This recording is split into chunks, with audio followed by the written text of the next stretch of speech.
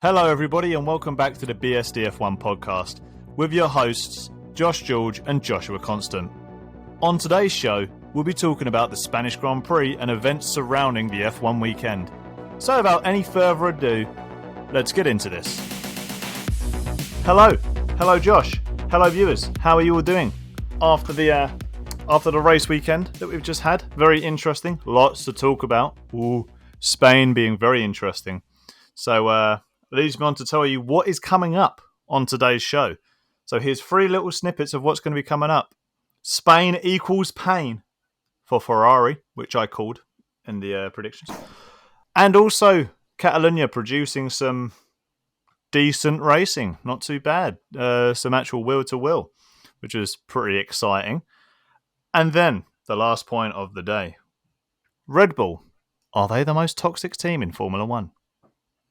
So, let's start off first before that. It's a little snippet of what's going to be going on.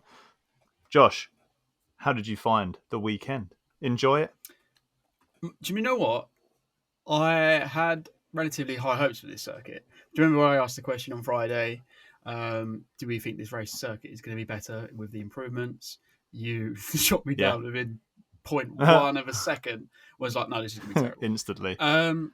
I had, Spain, like I said, I had trash. Quite high hopes. Exactly. And I think, to be fair, a lot of people did as well. I wasn't thinking that. I was thinking, I really enjoy racing this one on the sim game. You know, I'm going to go into it with a new lease of life almost. And it didn't disappoint. And I don't think it disappointed the fans as well. I think it was exactly what you would expect from a Catalonia. You wouldn't expect anything less. Like the overtaking was still desired. Like you could probably get a bit more out of it, to be honest. But on the whole, last chicane removed.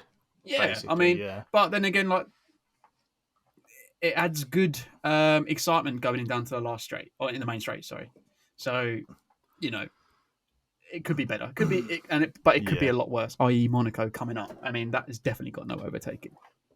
At least there was something to that. No, you don't overtake a Monaco. It is just what it is. But whole weekend in general. By the way, for viewers, I do apologise. My voice is a little bit croaky. I don't know why today. So if I do keep coughing to clear my throat, I'm going to try and mute Mike as much as I can or get Josh to waffle on like usual so I can clear my throat so they can't hear me. So I do apologise for that in advance. But yeah, it was an exciting weekend nonetheless. I think the upgrades for all of the teams made it a lot more exciting. Like I watched every practice session. I'm not sure if I agree with that. Practice session, yes. Qualifying and race, not so much. No. And because sometimes I don't know where I got this from, but sometimes the best upgrades is having no upgrades. And Haas was exactly that until Magnussen decided to blame Lewis for a mistake that he caused. Let's get onto that one in a bit later. We'll get there. And then Mick Schumacher showing his age and probably driving style at the moment, not quite getting there. But again, Aston Martin, and like we say, we will get there, had the upgrades. Did they work? Did they not? So yeah, I think it was exciting. Like we said, it was exciting to see that what have the upgrades done for Mercedes. Obviously, done very, very well. It's made a massive impact and made the race. I think Mercedes made the race exciting because not a new team at the front of the grid. They're not like they're suddenly Aston Martin being at the front of the grid for the whole race, which that ain't clearly going to happen. But it was a lot more exciting to see 6 people potentially fighting, maybe not for the win, but for podium positions instead of it being, Max, Leclerc, Perez or Sainz. But I would even say Sainz and Perez. We'll get on to Perez in a bit. I think there's quite a lot around him at the moment.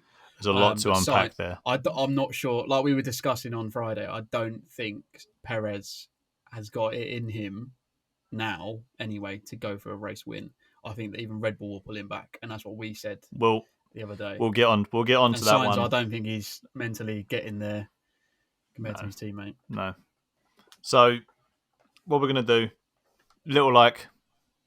there's not really that much news. I mean, it's just coming off a weekend. Usually we do the news. No.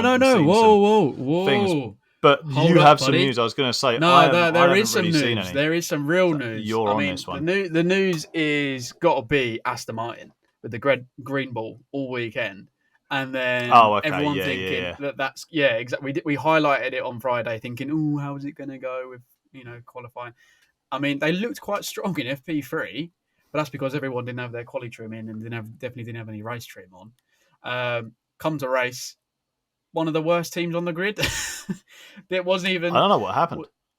Oh, it was Terrible. terrible. Just Yeah, what happened there? That's probably the like biggest news story, and it not an carries energy the drink reason why I cat say in it's the the biggest trash can, story. basically. Ignoring what happened in the race, I think there's going to be a lot of speculation and news going around Aston Martin and this potentially stolen IP from Red Bull. I think Yeah, Christian Horner was quite hot on it and trying to batten down some of the things that were being said. But if there is a genuine allegation of theft of intellectual property and sort of, how the car should have been designed, then there's definitely going to be something going on there. Whether or not it's true or not, if a car is FIA approved, which, clearly it was, and clearly the FIA knew of this car since back in yeah, November, but there's still something going on and there's something not being said just yet, especially from Red Bull's perspective. And we know what they're like. yeah. They'll dig and dig and dig until they find something wrong. If it's Yeah, the I isn't dotted, that's it. correct. It's illegal. In Red And Bull's there is eyes. some news upcoming, I suppose, with the jewelry gate with Lewis. But I don't think we will hear about that until No. FP1, when Lewis has made the decision to have that jewelry removed, or whether or not he's not certified to race or practice. Yeah, it'd be interesting to see.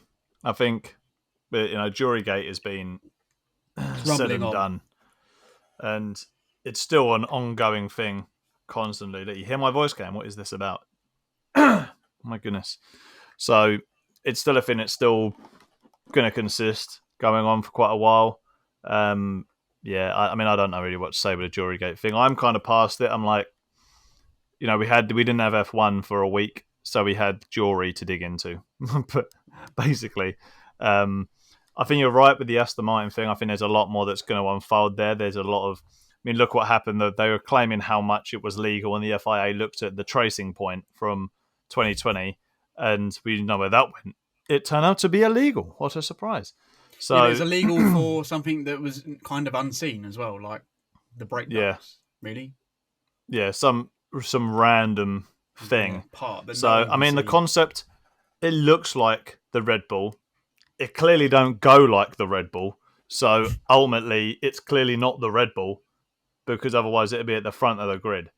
And I think the whole idea of changing the philosophy of the car to try and go to this Red Bull approach, they've now got to seriously develop. I think the unfortunate thing with where Aston Martin are, though, they've got someone. I don't know what Lance Stroll's technical knowledge is like. I can't imagine, from how I know him as a spectator, watching him on the track and in interviews and doing other things, I can't imagine he's going to go into deep aerodynamic detail. Sebastian Vettel is an encyclopedia of everything. He's excellent, but half of him's checked out, and you can kind of see it. When was the last time we heard and here comes Sebastian Vettel? Yeah, that was 2018, but he just seems like since that 2018 championship campaign that he lost, he's Do you know just been what? so signed out. Do you know what? I I think think he's it's got gonna, something similar to Daniel Ricciardo, and I've got some notes on mate, Ricciardo, don't and get then don't they're start not very big Ricardo. because my notes actually just says WTAF is up with Ricciardo, and that's literally Yeah. what I put. Do you know what's even But worse? do you On know what? my notes, right? Mm, Where's mine? Yeah, so I literally wrote this so I had the teams written down and how I see the teams. McLaren at the moment, I see him as McLaren, Team Lando, and the guy that's slow, right? yeah, And Lando Norris has come out and said he's had tonsillitis and other health issues, and he's still beat a healthy Ricciardo, yeah, who's a exactly. 9 times Grand Prix But winner. this was what I was going to say, and it double Don't get it. kind of works with Vettel. Are they too much focusing on their outside efforts apart from Formula One? I saw this video by and I'll put it in the thing because it's a good recommendation. It's by Athletic Interest, Mm. talking about Daniel Ricciardo and being in the sport, about being one of the, outside of Lewis and Max and maybe one other, he's like the third or fourth most valuable Formula One racer, and he's had never won a championship compared to those guys. And that's Yeah. because he runs a lot of outside interests, like other business ventures, a lot of modelling deals. He's got his wine that he does now as well, Yeah, doesn't he? loads of And his random other things. extreme sports. What I'm saying is he too focused on those aspects in his personal life and not giving 100% like he used to, like for example at Red Bull, and obviously other things that have come down on him since. Is that taken away from his racing performance? And same for Vettel. Is he too now focused? Like he did appear on Question Time. We didn't speak about it on Friday, but and he's speaking quite heavily at the detriment of the sport and racing as a whole. Are people like him who are focusing too much on other things in the world other than racing, which is what they're paid to do, and is that taken away from their performances? That has been my biggest criticism on people like Lando Norris, who focus too much on like playing games, doing Twitch, doing live streams. Yes, but he's still getting good results. Whereas those two, Sebastian Vettel more so, world champion, 4-time world champion, and Daniel Ricciardo meant to be a world champion according to himself, and a race winner. But and a lot of other people have forever said he's championship material. But is he? He ran from the fight at Red Bull. Yeah, has he been going to run from a championship since he left fight? Red Bull? Probably not. And was he then? No, I mean, Max I wouldn't say so at all. Yeah, and Max Verstappen at 17, 18 was immediately championship material. Then Daniel Ricciardo was well ousted, probably because Vettel checked out. Been at the top. What more can you do? Like Rosberg.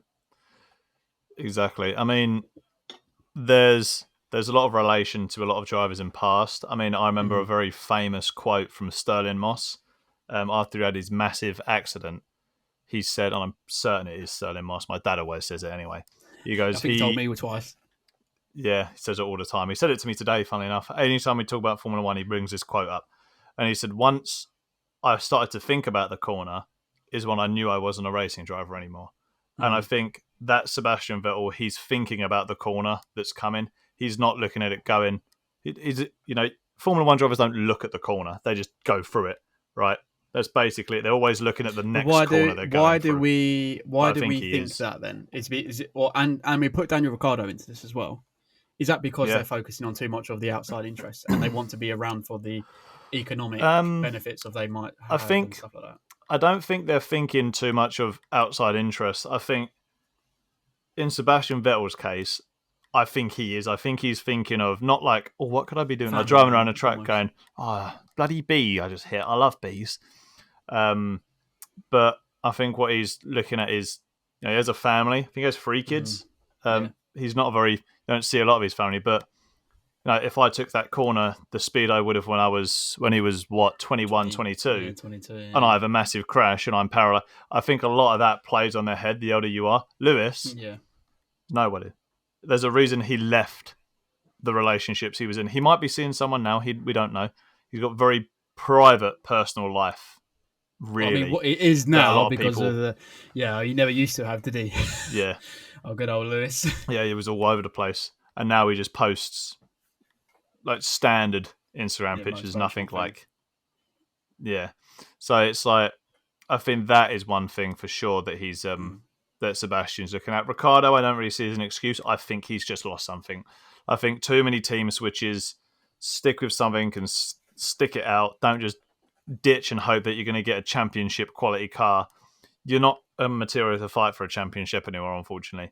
And he's getting on my nerves now, where it's like, you've had this for too long. You had all of last year, and you were beaten considerably. We had all of last year to blame the car, blame the team, which on occasions he did, and on occasions he was good. But it goes back to that point you were making. They're very few, though. Sebastian Vettel. It was always, it's the Daniel Ricciardo overtake. The late lunge or the. And here's the last of the late breakers. That you don't. Yeah. Well, I can't remember the time that did it ever happen in this season. No, so far, like genuinely, I can't think of one that I think Daniel Ricciardo was pretty decent. I think I remember seeing this weekend was just one overtake from him, which was a lunge. That was about it. I think Latifi did that, and I think that was on TV more. Yeah. You Genuinely just don't did. I see think he anything of took him. Magnussen on hard tyres. Yeah, it was with damage. But And I remember that. I can't remember the Daniel Ricciardo event that happened. That's because he had such an uneventful race. And Daniel Ricciardo should not be having uneventful races, especially with the he was one type of the most racer that he is. exciting drivers. Yeah. 100%. Exciting and fun to watch. But yeah, so no, I think that's news segment going on a little bit of a tangent, but more so the news about Red Bull, Aston Martin. I think that's Aston going to Martin, Red continue Bull to bubble Racing over being here. Green Bull. a little bit. I did see a funny meme that came interesting. up the other day. Actually, it was related to Max and Lewis having a bit of a shunt at Monza, and then 9 months later. I see that. That was great. That's a good one. Yeah, nice. That was a fantastic. I think it was like in the GIF style, wasn't it? Yeah, brilliant. Nice. Yeah, Edit, so whoever did that. Getting onto our main things now. On a race weekend, we like to do our rating system, where we just pick 2 drivers, 2 things, and the racetrack, and we kind of talk about who was standout, who wasn't standout, and that sort of stuff. So we're going to go through that. We're going to start off with the racetrack. So, give me one standout feature that you think was good on the racetrack over the weekend. This can be in qualifying, practice, but the race is really what matters, right? So, wherever you want to put it. And then one thing that you're like, this is irritating me. Go first. On the circuit. Josh. On the circuit. On the circuit. Yes. One thing that did irritate me actually was the fact that, aside from the obvious ones, is the fact that people still can't overtake at this circuit, and it's down to one straight, and that makes it really uneventful because you're just waiting for the entire lap to be done and go, okay, this faster car, is he going to get past now? It did lead to some dramatic racing from George and Max, but outside of that, it was pretty uneventful. But it's either a DRS overtake or none. Yeah, correct. Unless you're Max and you don't have DRS and you just have good tyres and a good engine, which is quite funny. But outside of that, it's still uneventful. And like you said earlier, there can be improvements done to the track, i.e. like the last chicane and things. But I do think they made some improvements, but then others. I think the worst part about this whole race is the drone footage that they showed off. I was waiting for the drone. I literally was waiting terrible. For that. It's the worst thing they could have done. I kept posting on our Facebook group chat, and it was literally just, here's the next bit of drone footage, and it'll just be dirt, grass, dirt, moped. You're not following the track or the racing. I get that they might not be allowed to fly the drone over the track, so they had to follow the arm Was it you code. that linked the Brazilian Formula 4 drone? No, I don't know. I can't remember. I don't know if I saw that on Twitter, but there's a direct correlation of the drones actually following the race cars instead of somewhere in the middle of nowhere in the sky. What is the point? If they're going to do, if this is their trial run, which I think Sky Sports said that, please, Formula One, they don't do that again. That was terrible. The guy who was piloting that drone could not pilot anything. He just followed the dirt, and it didn't make it good. Get rid of it. It couldn't catch up. Terrible. Not that they had what's the super drones? What's them really big? Some DJI thing. Phantom model, I don't know. But basically, that thing couldn't follow it was anything. Too fast. Even in Formula 1 cars, they're going but around there at 90 to 100 miles an hour. Slowish speed corners. And I mean, when the drone goes round, the way it's following, it follows the dirt. So you just see the crap of the circuit. But you don't see what's happening. It did the same route every time. And I think they pre-programmed it into it. So then the drone just activated and went... and followed that. Worst thing of the race. Every time it popped up 4 times, and I was thinking, this is just every time it's just dirt. You don't see anything. Doesn't show you anything interesting. No. You could turn every camera off on that section. Time to put it in the bin. And nothing would happen It's time to get rid of it, and it's only been there once. Go. Time to go. Do you know what? I think there's some occasions that could work. I don't think they wanted to go over the track in case it fell out of the sky. I think it's got to be that. It's got to be, because I didn't go over the track If it was in that chicane, looking down at them, that'd be cool. But it's over here. If they did a bird's eye on it, if they did a bird's eye, like you say, that would have been wicked. But it's got to be on the slow speed. Yeah, if it was...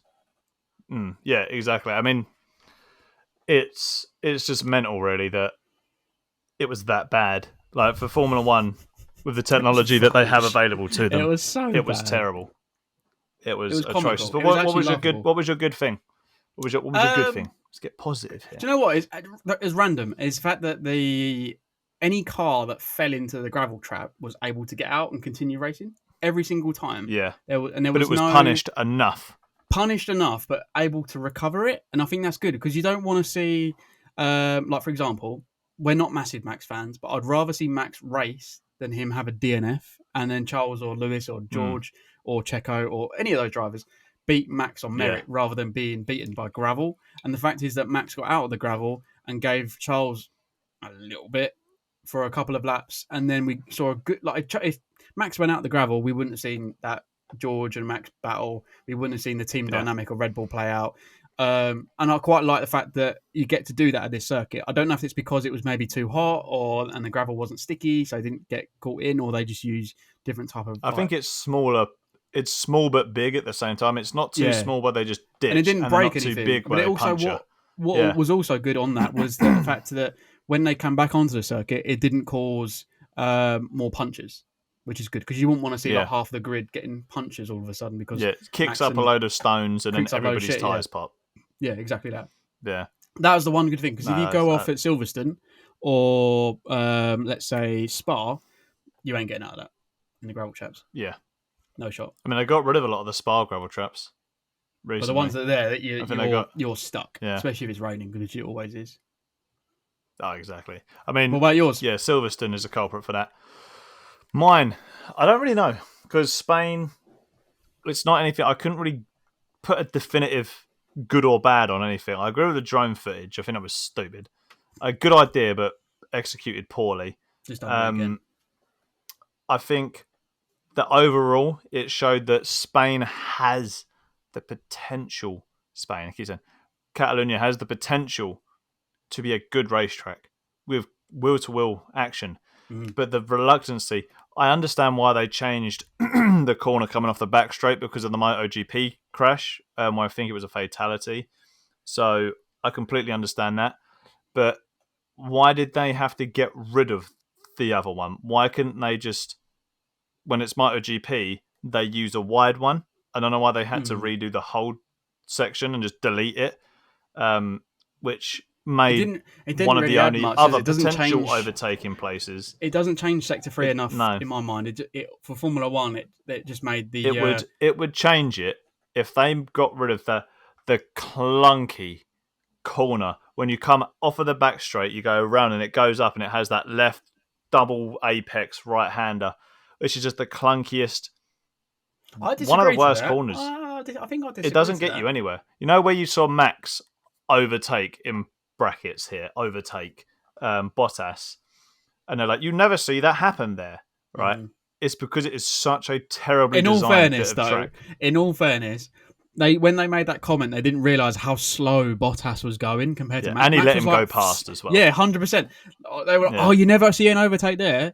That's because Bottas was probably doing like 12 mile an hour going to his Sunday lunch. Wasn't really fighting Max. He let him through. Was like, I'm not going to do that to him. Thank you very much. Come on. And his tyres were shot to diddles anyway. See that. But yeah, I think that was my good thing with Spain is you can Catalonia. I keep saying bloody Spain like it's the track is the entire country. It could just remove, like I said in the predictions, just get rid of that last chicane, even if it's just for a practice session, one practice session to see what it would be like, how the cars act through there, and then do it maybe in Formula 2 or Formula 3 or W Series. Throw in one of them other junior level categories. What would you change it though if you got rid of it? What would you do? What do you mean? What if they got rid of that? Yeah, if you got rid of it, what would you change it, or what would you model the track to if you got rid of that section? Taking away the slow speed. Well, take away that chicane at the end, and it's got the curve there, so just curve it out, bosh. It will give like a nice little fourth gear, fifth gear lift scenario. You can't do it flat, so it always goes down to the person who gets traction. You then get a bigger run on the straight. Sector 1, I think, is awesome. Keep Sector 1.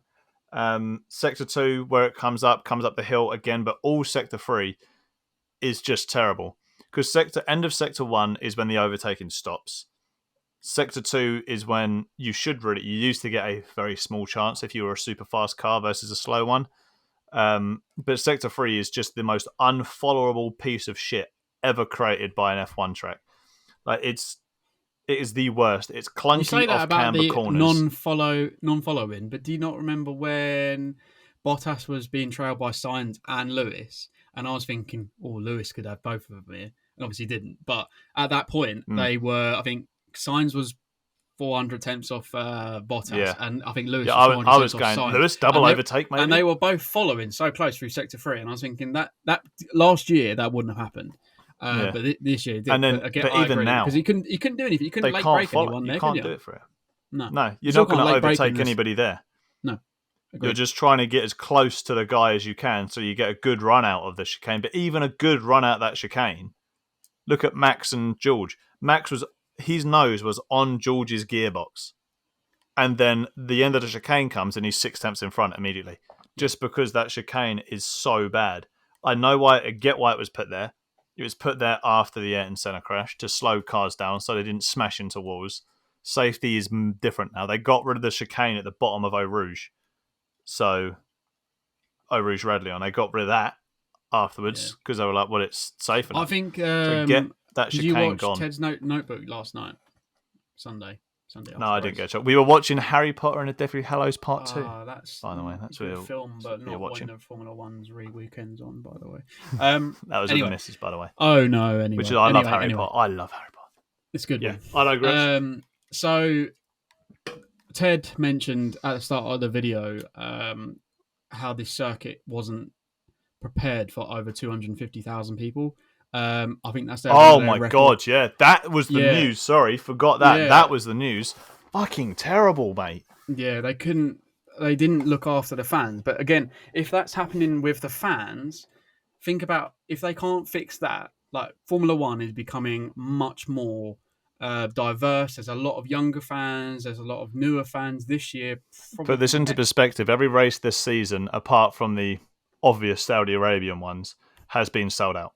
Yeah, probably and more will so, be right? sold out, apart from the money tracks. Yeah, but if they can't fix things like having water stands because there's like a massive queue, or they can't sell donuts quick enough, is your infrastructure right? And if their infrastructure isn't right for the fans, let alone the racetrack, does this circuit need to be questioned?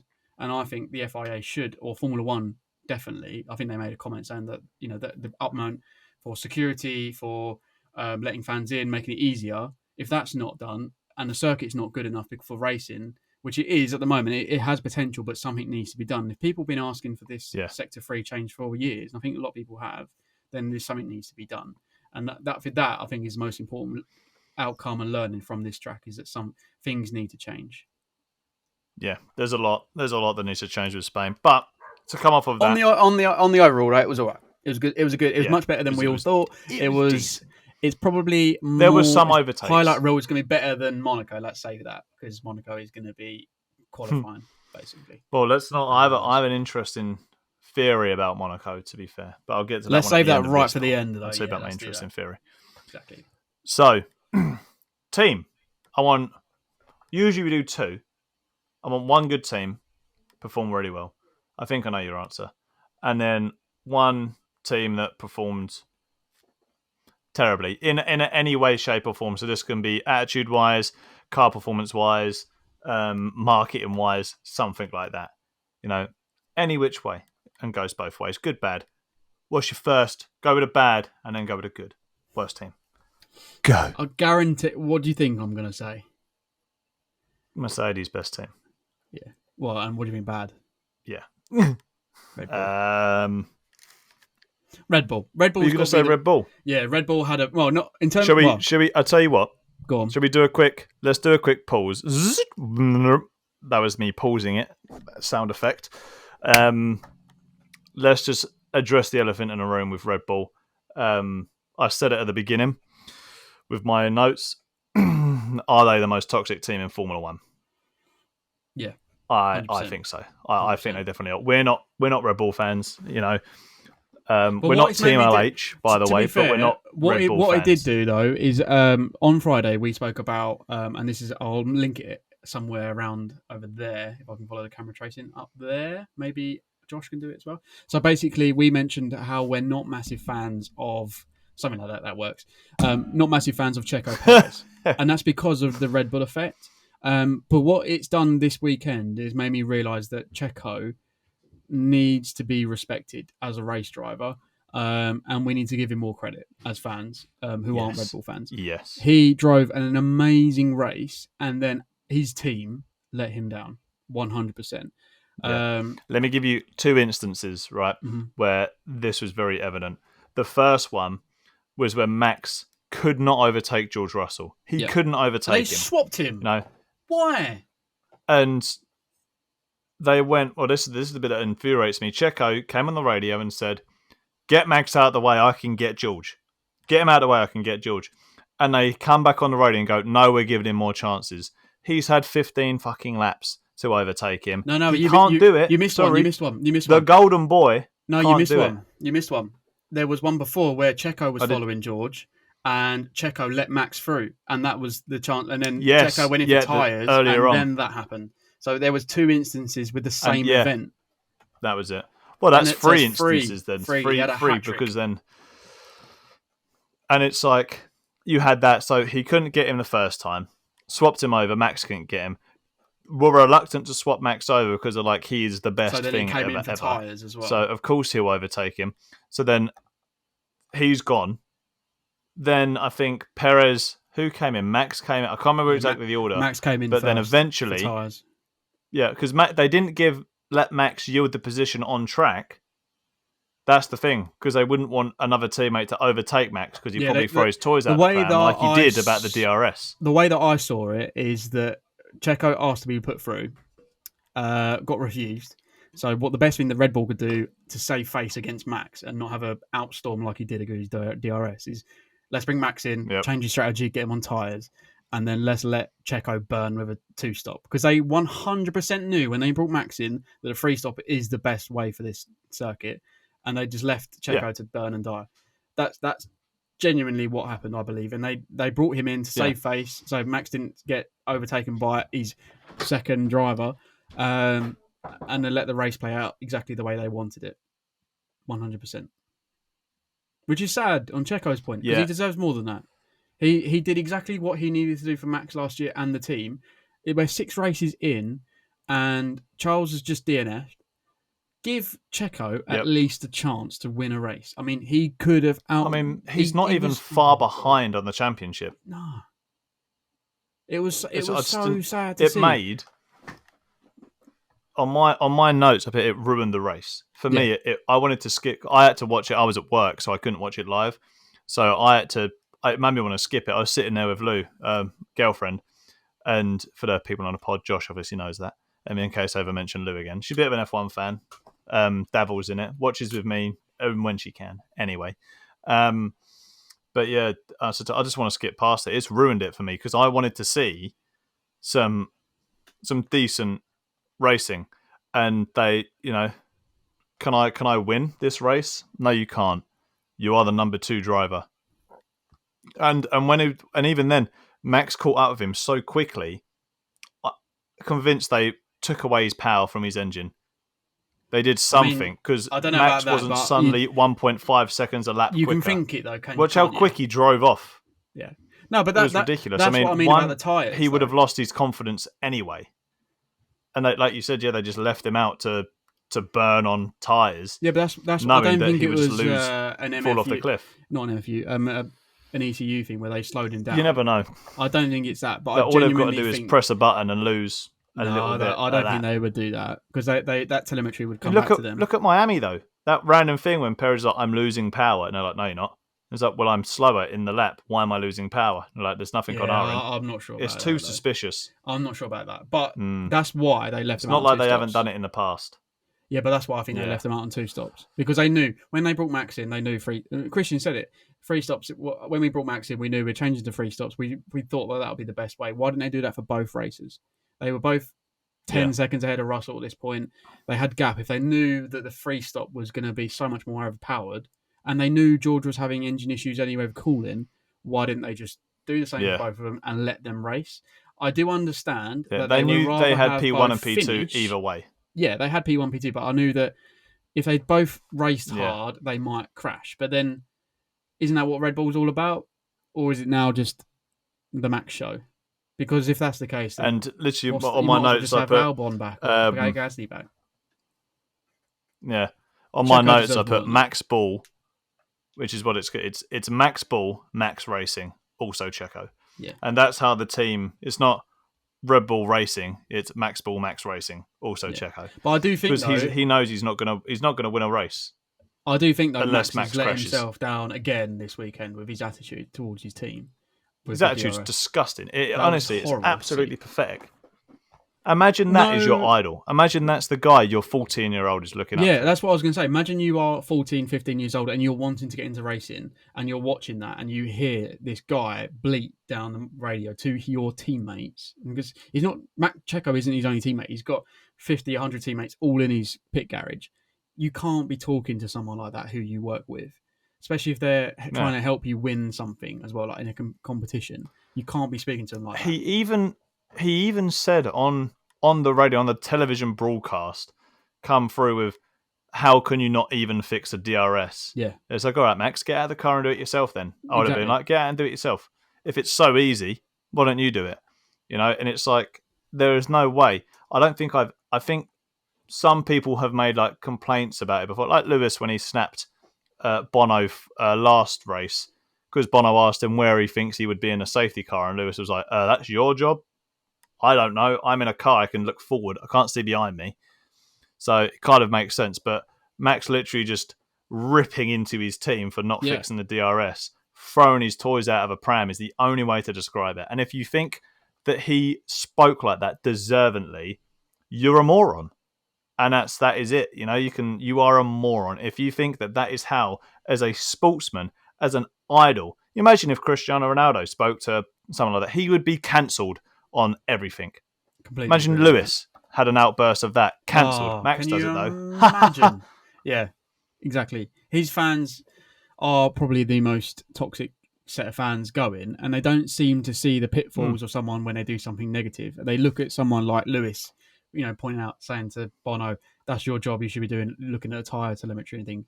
When someone's literally outright telling you, you haven't done a fucking good job at getting my DRS working, and then continuously for the next 4 laps, getting aggressively I was thinking, because the way that GP responded saying, be careful, George is moving in the braking zone, that is not saying that George is doing but dangerous driving. That is because Max, and they're worried that he's going to do something rash and stupid, and total this car and injure himself and Russell in the same equation. That's his team saying, stop being so aggressive over the radio because you're going to be driving angry, and driving angry doesn't get you forward. You're gonna end up hurting yourself or someone else. Look when he was going up the I can never remember the turn 8 or 9 when it goes up the hill, and he nearly lost it. Yeah. Like, imagine you're kicking and screaming because you had no DRS and you've crashed. Yeah, exactly. That was that moment there. I was thinking that he's becoming hot-headed, and that's when I think it's a lap later. GP said, you need to be careful. Russell is moving in the braking zone, basically saying, don't overcommit because you're going to end up shunting him and you're going to be out of the race. But then Red Bull doesn't help themselves because they get on the radio when Russell has just done probably the most beautiful bit of defending to get a position back. I was literally just about to mention this. This infuriated me. God, how good that bit was. And then Red Bull goes, didn't leave you enough space there. When clearly he did, Max decided to race a bit more off the racing line and go off. I mean, yes, it was hard. And Russell left the gap. Bloody fair. He left very fair gap. Yeah. It's like Red Bull. They don't help themselves. They're just so toxic with everything. Everything but that comes from the top. That comes from the top. This like approach. That comes from the top, 100%. It's Horner and Marco. That's Marco is probably just as bad as Christian Horner. Christian Horner is the face, but Marco's worse. Christian Horner's a bit of a whinger. Yeah. But Marco is a complete arsehole. Oh yeah, he's complete arsehole. The comments that he makes, he's just a straight up arsehole. Even how he talks to like the junior drivers. Yeah. There's a reason your junior category or your junior program hasn't produced a quality driver. The only reason Max is because his dad is also a toxic prick.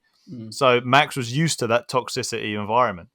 Everyone else, no way. Look at why Pierre failed, Gasly failed, Kvyat fouled. Yeah, but look at these A drivers. lot of the other ones. Subjects, right? If you look at Brendan Hartley, another one fouled. Wasn't very good, but back in the day was Yeah. treated this way, probably. But then also get away with a lot more because his attitude was completely different. It was the old, doing this every time he won. It was whining everybody. I think he loved it, but then realised that you can't do that forever, kind of thing.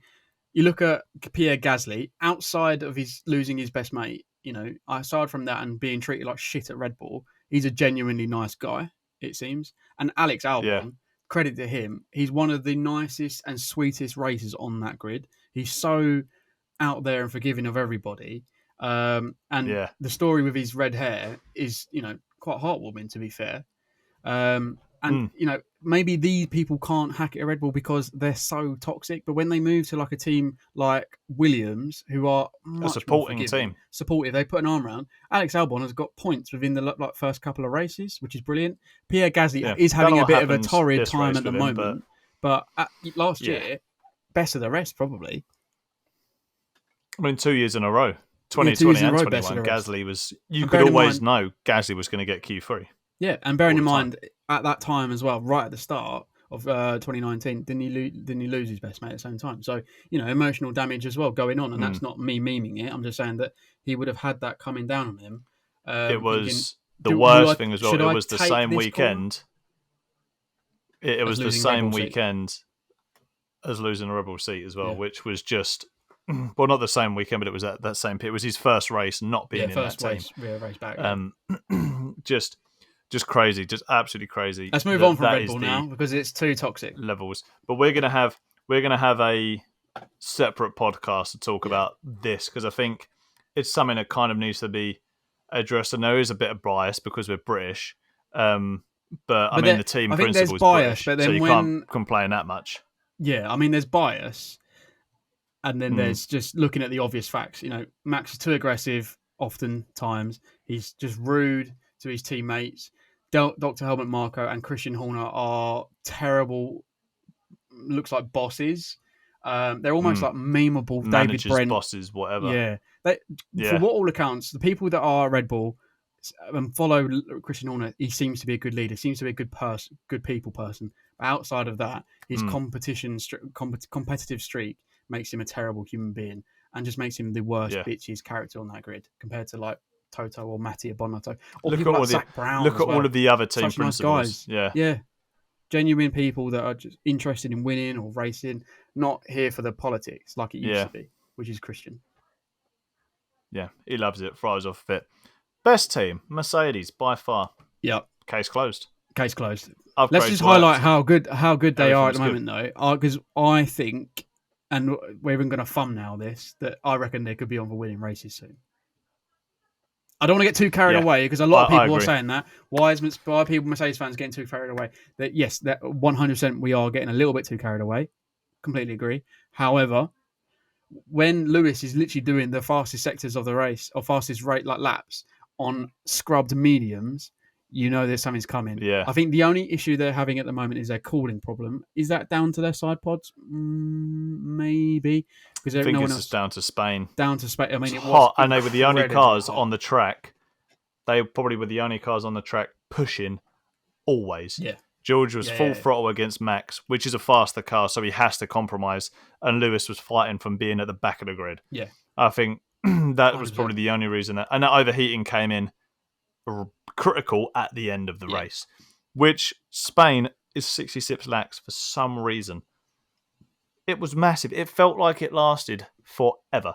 I don't think a lot of other F1 races. I mean, there was a space in the race that was the first 30 something laps were fine, and then there was a bit between. There was like 10 laps were a bit dull, but I think that's because we lost Charles. I think if we didn't lose Charles, I think that would have been fine because there would have been a Max trying to catch Charles up. But on the Charles front, I'm so gutted that happened. When you see Brundle going, that's a Ferrari going slow, and you go, oh, that's 16. Yep. No. And then you look for the number 55. You think, about right.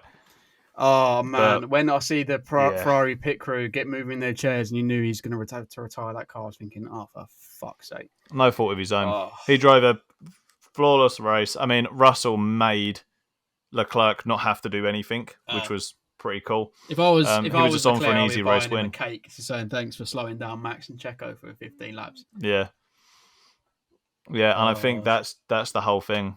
But I think it's my unfortunate. question, because I've got a note here, is does this spell worry in the Ferrari camp with their engines?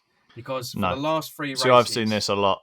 Yeah, I think that's the reason why I put it in there. But this is Charles' second race on a new engine, and it's got a problem. And Mattia Binotto did say they're going to take it back to Maranello and they're going to deconstruct it and run it all night to see what the problem is. But bits of sus, right? And then Zhao had the same sort of problem in another Ferrari spec engine. Yeah, something to worry about. I don't think they're related issues. I think the main thing with that is you can just get unlucky. Yeah, the Red Bull had very clear reliability issues. Ferrari didn't. I think they just got unlucky. Yeah, and that does. It's a part of Formula One. Mechanics and electrics break. And when they do break, they usually break completely. Yeah. And when they're under the stress like an F1 car is, I think it just got unlucky that it happened then, not at a race where he's out of the points. He's not really thinking he's going to do too much.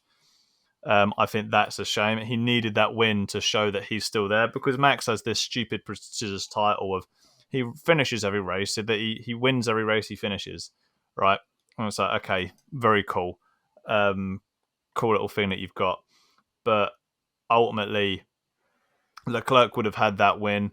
Arguably, I still think Leclerc would have won Imola if it didn't fucking rain and it was just a terrible race in general. I think he had the better pace around there. They scuffed the qualifying, but I think his pace, I think he would have had that. Saudi Arabia, if the Red Bull suddenly didn't get 1 million horsepower at the last lap, that would have been it. But digressing back onto that, I'm a big shame for Ferrari and Leclerc. I think they did, and Leclerc on that qualifying lap, to pull out that gap on one lap. You got one shot, one opportunity to make it hit. And just to give Charles a bit more credit, he scuffed it, and everyone's thinking, he's in the mud, he's binned it, ruined it. Yeah. Comes back, pressure mounting on his shoulders, delivers. Overperforms. It was crazy. But then on the other hand, awesome. though, on literally the other hand, are we not giving Max credit because he didn't get a second run because of his DRS? Could he have got it? Yes, and again, I always give. This is one thing, right? We get annoyed about his antics, and I don't like it. Yeah, we have to give him the benefit as a driver, but his talent is unquestionable. He's obviously very talented.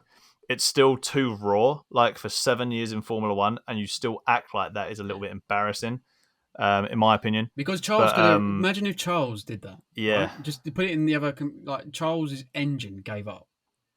He was leading. He had a 15-second gap. You didn't hear much from Charles except for no, and that was it. No. And you could feel for it because he Max wasn't would be going screaming, on the engine, crying, and why swearing the fuck on the you radio. can't fix an engine? La la la la la. All this kind of stuff. At least he didn't react. He acted in a professional manner when you've just found out some awful news that your car is literally giving up on you. Yeah.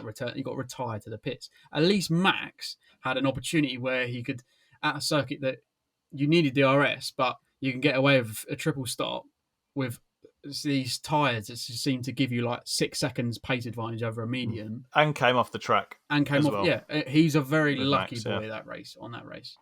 Very, very lucky. Yeah. No, I agree. Can I just add, though? So, driver that performed... before we do that bit... and you can add whatever you want. Thank you. I'm going to plug also our Discussing Tyres podcast. The fact is that no one except Kevin Magnussen, who was sort of irrelevant in this race after blaming Hamilton for his little off he had, used hard tyres.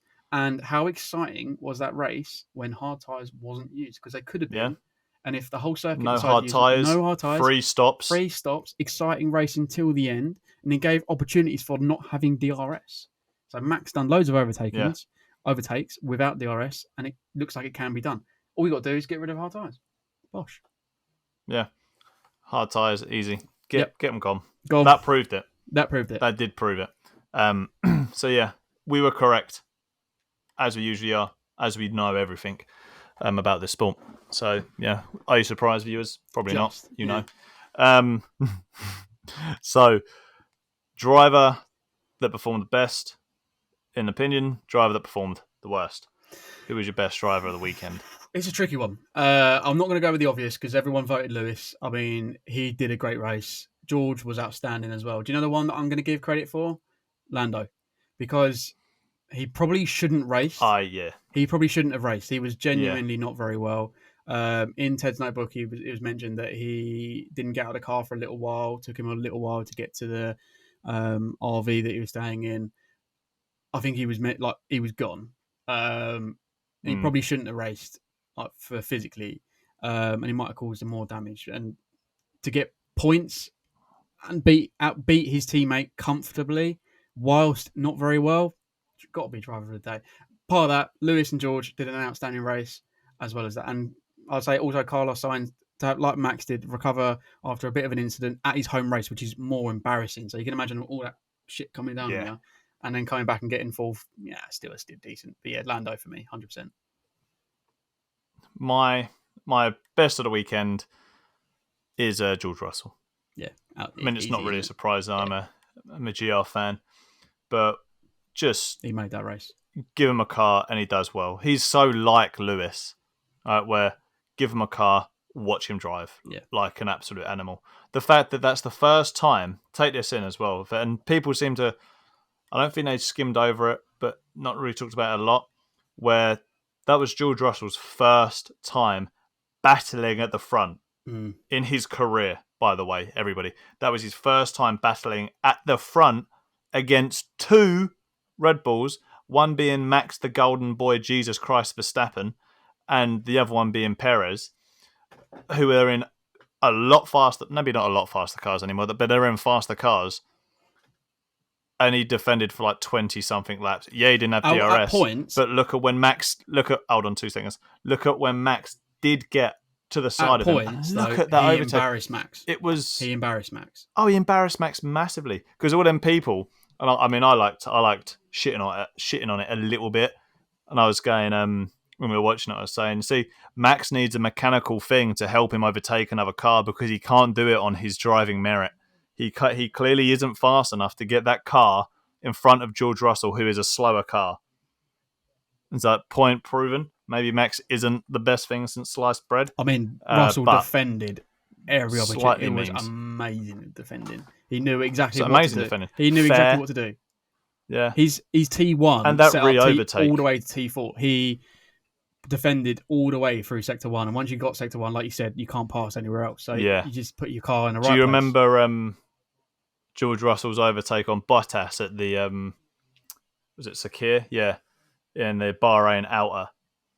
When he overtook Bottas in like this just crazy... It reminded me of that, of just how much George Russell knows how big his car is and where he can put it. And that race there, and he regained the place. Yeah. You don't see that. He regained the place. No bumping tyres. It wasn't unfair. It wasn't like Max. Yeah. Red Bull come on the radio. He left you no room. Toxic. I mean, it's the obvious, right? They're going to complain about it. Yeah, exactly. But yeah, George Russell, by far, and got on a podium. Gutted, I think, Lewis's pace, if it wasn't for my worst pick, which ironically is going to be Kevin Magnussen, because he is falling back into the Kevin Magnussen we all know and kind of didn't like. When he first came back, everyone was like, oh my God, K-Mag, he deserves a seat. But he's falling back into that category again of being bit too hot-headed, bit too much on the foot. He ruined his race more than Lewis's. Yeah. He didn't need that move. He knows he's not going to be racing the Mercedes. I mean, yeah, you're going to go for a move, right? Obviously. But you don't go for a move like that and then moan that the other person took you out. Yeah, on a right-handed corner. Why are you on the outside? Come on. Yeah, on a right-handed corner when nobody overtakes anybody. Even in sim racing, we try overtaking there. It doesn't happen, and we've got no risk. It's just not something that happens. Yeah, first lap, you're going to give it a little bit of give it a go, right? But that's just not right. And I think we're seeing Kevin Magnussen falling back into that pattern he was in at Haas, where it'd be like glimpses of this brilliant fast driver, and then he just bin it by doing some stupid thing where he hits something here or doesn't really spin, but he'll hit something or a bit of an audacious move. Yeah. So my worst performance is Magnussen, not just because of that crash. He's got a lot to learn from Mick, I think, because Mick's tidied his driving up a lot this season. He's just getting unlucky with his points. And I think the team's letting him down with like tyre strategies and leaving him out a bit too long. A little bit like what he would have got points if it wasn't for the two-stop. He was on a 2-stop, I believe. Yeah. He would have got points if he was on a 3-stop. He'd have been 8th or 9th, easy, hands down. Yeah. So I'll just quickly run through some little notes I did just to round off the end of the pod. So we make sure. Who was your worst one? Oh, my worst was your one. Worst? Oh, your worst driver, shit! I forgot about that. You're stupid, man. God, I'll probably have to say Daniel Ricciardo. Just let me down constantly. Yeah, didn't offer easy to say. Every race, it's a basic given. If you Ricciardo, can't think of someone exactly, man? Come on. I don't want to do K-Mag done that. No, I agree. I just want to add some highlights. So I've got Norris here as well, but I voted in my driver of the day outside of Lewis. I'm only going to include the two that had that, which is Bottas. He had a good day, except for his team. Let me see if your notes line up with my notes. Cool. Let me see. So, Bottas, good day. Let down by his team. I put Bottas doing work, fighting some of the big boys. Yeah. He could have been higher if he was on the free stop. I think a lot of teams realised that the soft tyres was the way to go. Ocon had a good race, was one of the better of the midfielders at the time as well. Exactly doing that. I've put Ocon doing bits. Good team points. And I've put also here Norris, considering unwell, decent compared to teammate. And good points for the team. Yeah. A couple of my other little standouts. I did the Ocon. I said Ocon, showing that he is top driver potential. I'm not an Ocon fan. So some people might have heard me before. Well, I'm not a massive Ocon fan, but he's swaying me. I've got a lot of time for class Ocon. driving. I'll Alpine at the moment looking good. We got more backing on that case. There we go. But Alpine looking like they're the 4th or 5th fastest car nearly every race. Yeah. I think there's a lot of improvement. I think they're faster than the McLaren. I think it's a little bit unfair that they haven't had a podium yet. I think they should have had one in Australia with Alonso. He clearly had demon level pace in Australia, but the car just broke. But I think that car, 4th or 5th fastest, up with McLaren swapping around back or forth. Aston Martin, no real improvement. Was it a side grade? Yeah, that just looks. I mean, I'm wearing my Aston Martin hat, but this is more the hat that I got when I went. Daddy Stroll needs to pump some more money in, I think, to get to the more plans from Red Bull or Mercedes. They need to do something because it's a little bit embarrassing at the moment. What other things have I done here? Let me have a look. AlphaTauri seems like a pretty shit car. Tsunoda currently looking better than Gasly. It seems he seems to be doing pretty good. I think Tsunoda's having what he needed to have, a bit of a quiet season. And then last one is Haas have a really good car. Schumacher just needs to slowly craft it, and Kevin needs to stop being an idiot. Kevin needs to stop being Kevin. I'll get some hate for that one, but I don't care. The only one we haven't mentioned is Williams, but I feel for Albon because he's had a couple of good races. That race was very, very reminiscent of like a 2018 Williams. Yeah. Just at the back of the grid doing nothing.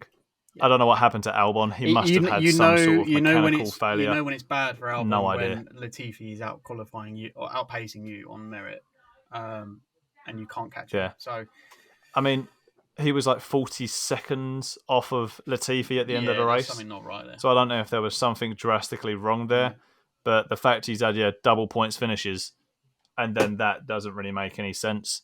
They were the notes. I mean, overall, let's give our overall opinion on got a couple of minutes left. What the race was. Yeah, Spain was good. I'm happy with it. I thought it was decent. For the very first time in a long time. Probably the last time it probably overachieved was probably when in a very long time. Max won on his debut with Lewis and Rosberg taking each other out. But they took each other out on lap 1 and Max just drove to the finish line with, I think, who was chasing him? Probably Sebastian. Seb, I think. Or Kimi. One of the two. Yeah, one of Ferraris. I think it might have been Kimi, but someone in the comments can re-quote me on that one. It was good. It did overachieve. I was pretty happy with it. I said, although it's a shit track, I think it might produce something interesting. as I hinted at the beginning of the podcast, my little Monaco idea is two things. The cars are very heavy. Monaco is very tight and small. The cars are also very unstable at the rear. So two things, and they're very understeery. And from someone that's done about 1,000 laps of Monaco on sim racing, you don't want understeer, and you don't want a heavy car. It ain't fun, pleasant, or enjoyable in any sense of the word. I think next weekend we're going to see some crashes a lot, and some unexpected crashes at that as well. Unfortunately, that's what I see that being. Hopefully, there's a bit of rain at Monaco. That will spice it up a little bit. He's notified. Like got a bit of rain coming. Yeah, that could be, if that's the case, that could be spicy. That could be very spicy. As qualifying goes, that literally could be fucking Latifi on pole. Like, that's probably the only track where this wacky shit can happen. Anyone who's stayed around for this long, drop us a like, a sub on YouTube, hit the follow button on Spotify, all the other things. Followers, supporters, likes, comments, all really help us grow and help us get more confident as we build up the podcast. Always say all opinions are opinions. Please don't yell or get angry. They are but opinions. Even if your opinion is wrong and invalid, you're still entitled to it, if you see what I mean. But apart from that, everybody, thank you all for listening. Have a lovely rest of your week. We've got the Formula 1 on this weekend coming as well. So we'll see, well, we won't see you, you'll see us and hear us very, very soon. As always, excellent insight from people who have no idea what they're talking about. Thank you, everyone, for listening. Have a good week. See you soon. See you later.